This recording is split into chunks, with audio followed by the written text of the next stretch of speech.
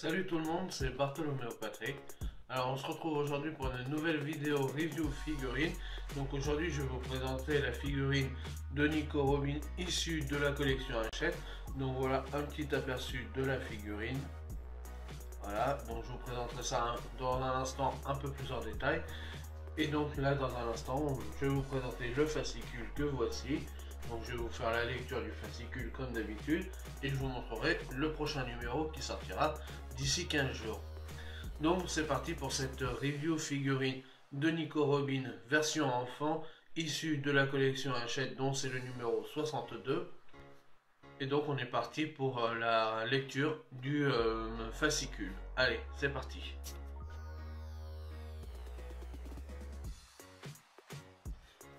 Donc comme d'habitude la collection officielle One Piece.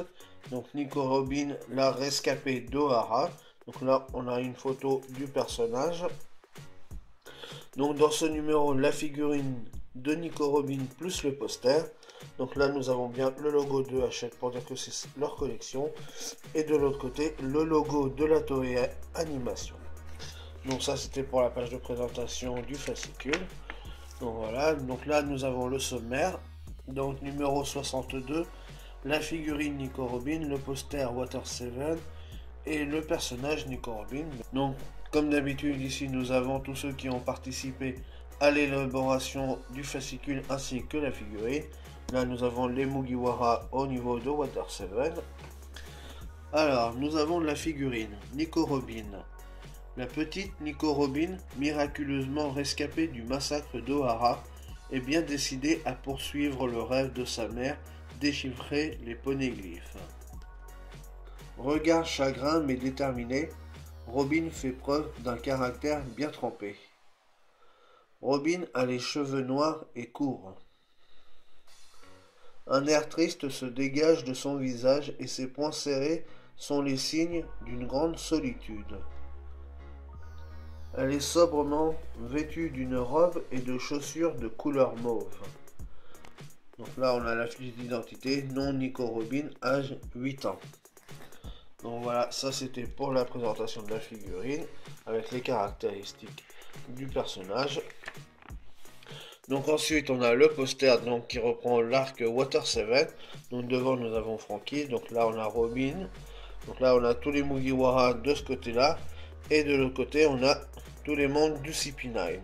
Et donc, on aura la confrontation pendant l'arc, justement, entre les deux entre les Mugiwara et le CP9, entre Water 7 et jusque sur l'île judiciaire d'Enies Lobby. Donc, le poster, franchement, il est pas mal du tout. Ça aurait été bien.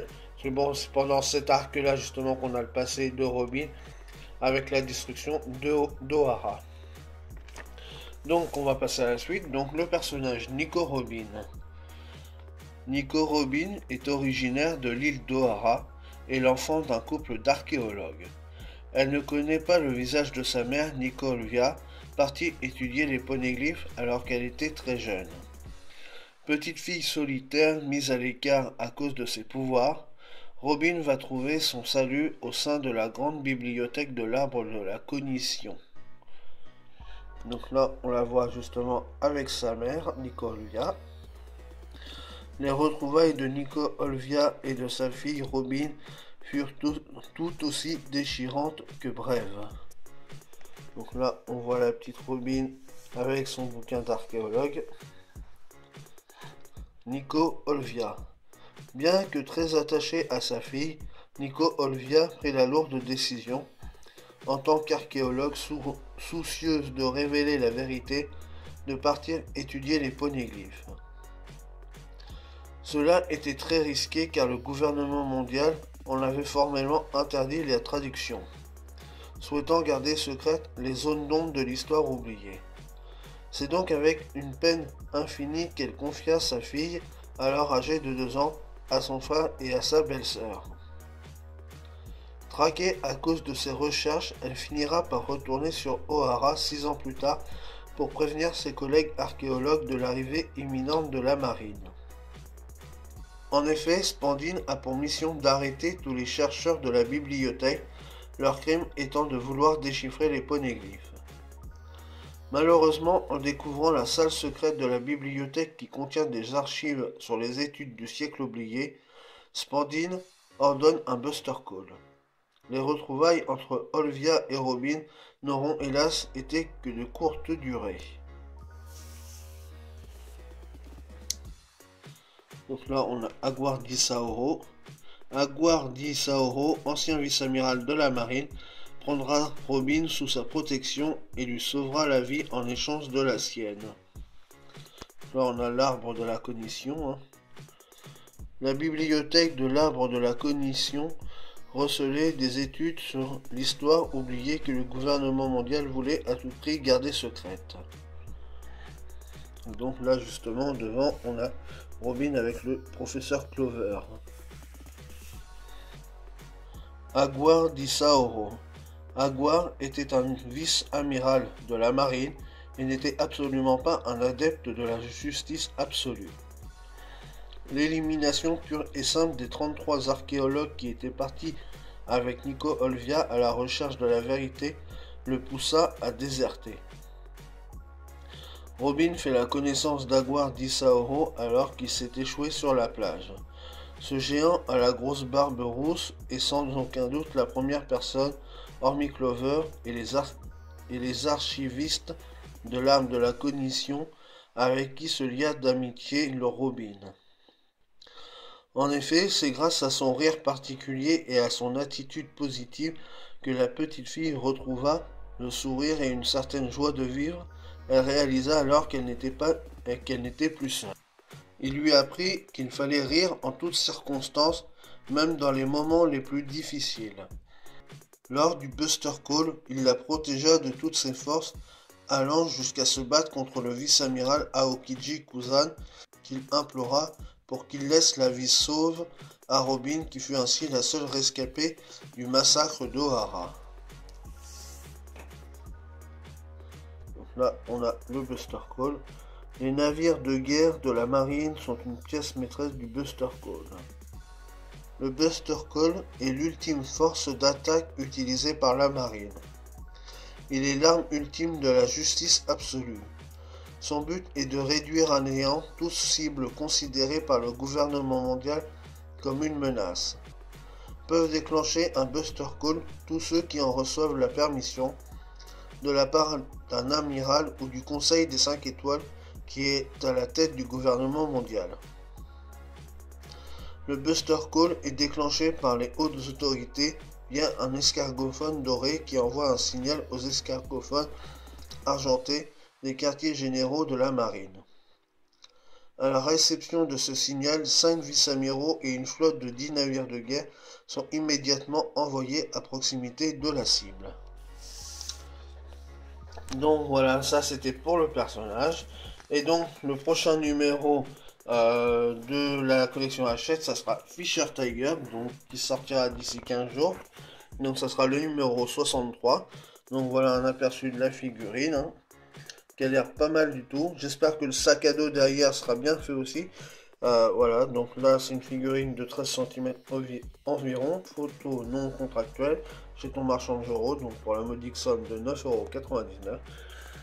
Donc là ça reprend le passage où il ramène Koala sur son île natale, si je ne m'abuse, et avant qu'il se fasse tuer par la marine.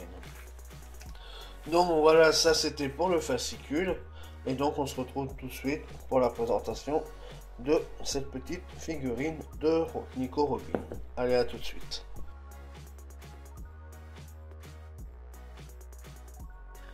Donc voilà la figurine, comment elle se présente. Donc franchement, je trouve qu'elle est vraiment bien réussie. Regardez-moi le visage de Robin. J'essaie de pas le mettre là. Franchement, le visage, il est vraiment bien réussi. Les franges de ses cheveux sont plutôt bien faits. Alors là, par contre, voilà, au-dessus, c'est pas mal, les cheveux. Voilà, le seul petit bémol, c'est que là, justement, je sais pas si on voit bien la caméra, c'est que on voit la jointure entre les deux. Oui, là, on voit bien toute la jointure. Donc, on voit que c'est pas un seul bloc, donc ça, c'est dommage. Mais sinon, le reste, c'est plutôt bien fait. Les cheveux sont plutôt bien réussis. Son petit visage, là, tout mignon. tout craquant. Regardez-moi ce petit visage rempli de tristesse là. Franchement, il est plutôt bien réussi le visage. Elle est toute mimi, la petite Robin. La robe, elle est plutôt jolie, elle est plutôt bien faite. Avec les petites pliures, on voit le comme avec un effet de dynamisme, comme s'il y avait du vent, quoi. Donc franchement, c'est plutôt bien fait, hein. C'est à la fois simple, mais voilà, il n'y a pas besoin de 50 millions de fioritures pour ça. Donc franchement, c'est plutôt bien réussi là-dessus. Les mains, elles sont plutôt bien faites aussi, hein. On va essayer de zoomer et montrer ça correctement. Voilà, les mains, franchement, elles sont plutôt bien faites, hein. Je vais bien faire le focus correctement. Voilà. Donc, les mains sont plutôt bien faites. Voilà. Donc, franchement, c'est une belle réussite. Les chaussures sont plutôt bien faites aussi. Donc, vraiment une belle petite réussite, à part peut-être par sur le dessus. Donc, là où on voit vraiment la jointure. Donc, on voit que c'est séparé en deux, la tête est par un seul bloc.